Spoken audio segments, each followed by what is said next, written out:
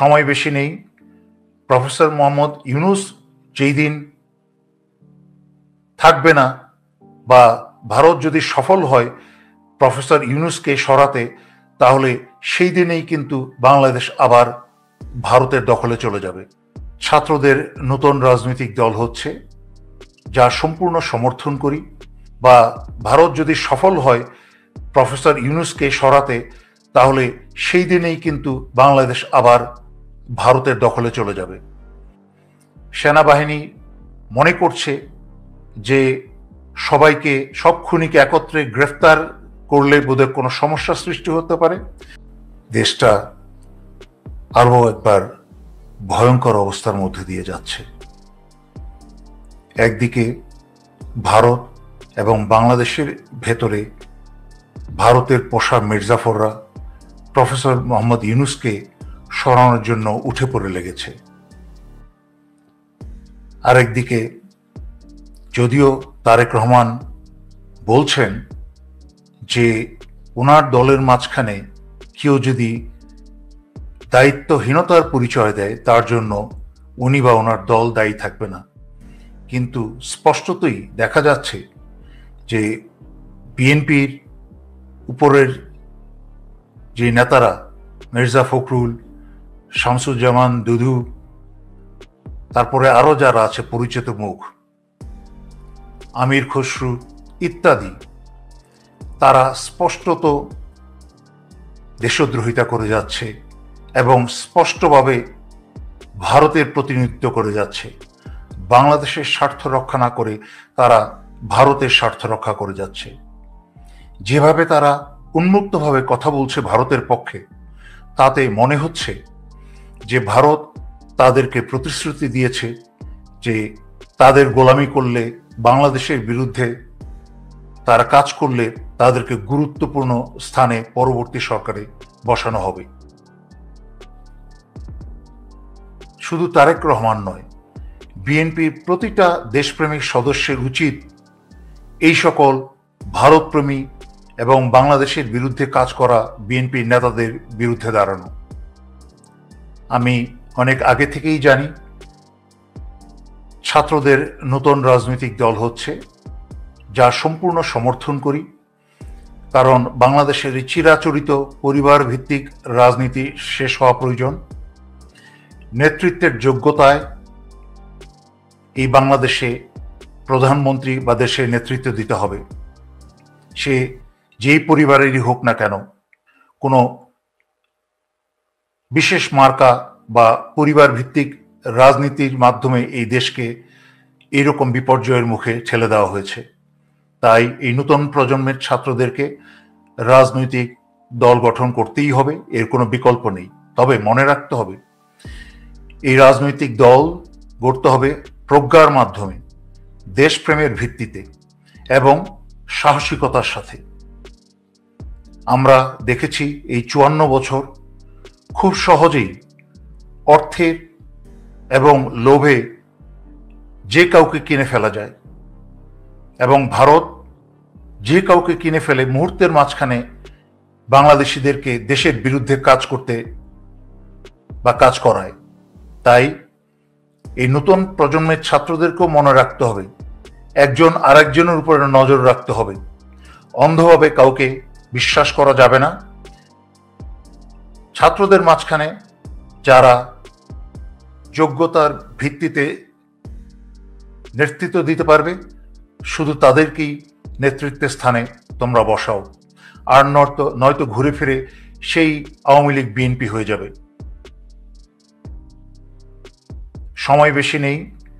Professor Mohammad Yunus যেই দিন থাকবে না বা ভারত যদি সফল হয় প্রফেসর ইউনূসকে সরাতে, তাহলে সেই দিনেই কিন্তু বাংলাদেশ আবার ভারতের দখলে চলে যাবে, যা কোনো মূল্যের বিনিময়ে আমাদের করতে দেওয়া যাবে না। আমাদেরকে রুখে দাঁড়াতে হবে।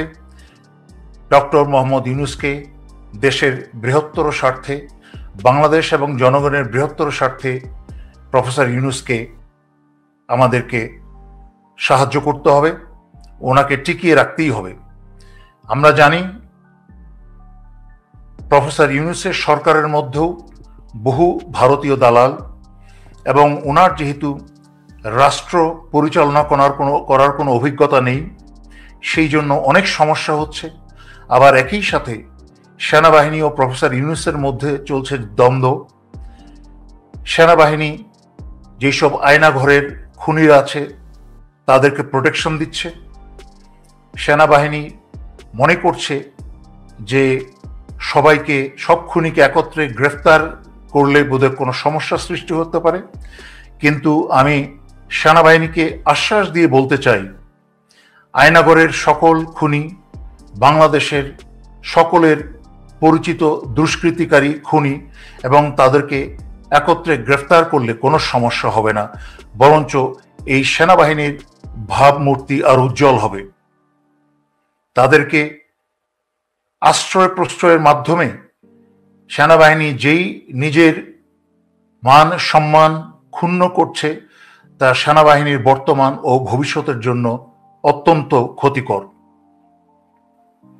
ইদানিং আমার চোখে এসেছে ব্যারিস্টার ফুয়াদ সশস্ত্র বাহিনীর সমালোচনা করেছে, এবং আমি দেখেছি আমারই পরিচিত বেশ কিছু অবসরপ্রাপ্ত অফিসার ভীষণ ক্ষেপে উঠেছে এবং তার বিরুদ্ধে প্রতিবাদ করেছে। কেন? আমি তো ব্যারিস্টার ফুয়াদের সবগুলো কথা শুনেছি, একটা কথাও তো ভুল বলেনি। আপনারা সত্য সবসময় তিক্ত হয়, আপনারা সত্য শুনতে ভয় পান কেন? আপনি যদি সত্যিই সশস্ত্র বাহিনীকে ভালোবাসেন, তাহলে তো সত্য শুনে ঘৃণা করার কথা না, সত্যের সামনে মুখোমুখি হওয়ার কথা, এবং সেই সত্যকে শুনে সেই পরিবর্তন বা সংস্কার এই সশস্ত্র বাহিনীতে করতে হবে এই দেশের স্বাধীনতা সার্বভৌমত্বের স্বার্থের জন্যই। কিন্তু কেন আপনারা সত্যি শুনে রাগ হচ্ছেন? আমি তো প্রতিটা কথা শুনেছি, যেই কথাগুলো আমি গত 5 বছর ধরে বলে এসেছি সেই কথার সামারিটাই দিয়েছে ব্যারিস্টার ফুয়াদ, কোনো ভুল কথা বলেনি। আপনারা যখন সশস্ত্র বাহিনী সদস্যরা, ডিজিএফআই হোক এবং অন্যান্য অনেক জেনারেলরা যারা স্বৈরাচারী শেখ হাসিনা এবং ভারতের নির্দেশে বাংলাদেশের বিরুদ্ধে কাজ করে যাচ্ছিল, মানুষ হত্যার থেকে আরম্ভ করে সমুদ্র চুরি করে যাচ্ছিল, তখন কই আপনারা তো কোনো প্রতিবাদ করেন নাই? এই 16টা বছর মুখ বন্ধ করেছিলেন, হঠাৎ করে আপনাদের সশস্ত্র বাহিনীর জন্য প্রেম উতলে উঠল। শোনেন, যাদের ভিতরে যত বেশি 2 নাম্বারই, তারা কোনো একটা সংস্থা বা ব্যক্তিকে খুশি করার জন্য তত বেশি তেলবাজি করে। এসব তেলবাজি বন্ধ করেন, সত্য কথা শুনেন, সমালোচনা শুনেন, যেটা সত্যি সমালোচনা, যেখানে ভুল আছে সেটা সংশোধন করার জন্য সশস্ত্র বাহিনীর দায়িত্বশীল ব্যক্তিদেরকে উপদেশ দেন এবং তাদেরকে অনুরোধ করেন। বাংলাদেশের ভবিষ্যৎ খুব অন্ধকার। বাংলাদেশের ভবিষ্যৎ ভারতের কারণে অন্ধকার নয়, বাংলাদেশের ভবিষ্যৎ এই বাংলাদেশের ভিতরের ঘরের শত্রু বিভীষণ, এই মির্জাফরদের কারণে অন্ধকার। তাই দল মত ধর্ম নির্বিশেষে বাংলাদেশের সকল দেশপ্রেমিক জনগণকে আমি অনুরোধ করব, বাংলাদেশের ঘরের ভিতরে যে শত্রু তাদের বিরুদ্ধে রুখে দাঁড়ান। তাদেরকে রুখতে পারলেই ভারত সরে যাবে, ভারত ব্যর্থ হবে, এবং সশস্ত্র বাহিনীর ভিতরে এবং সিভিল প্রশাসনের ভিতরে যেই সব ভারতীয় এবং আওয়ামী লীগের যেই সব দালালরা রয়ে গেছে তারাও সরে যাবে।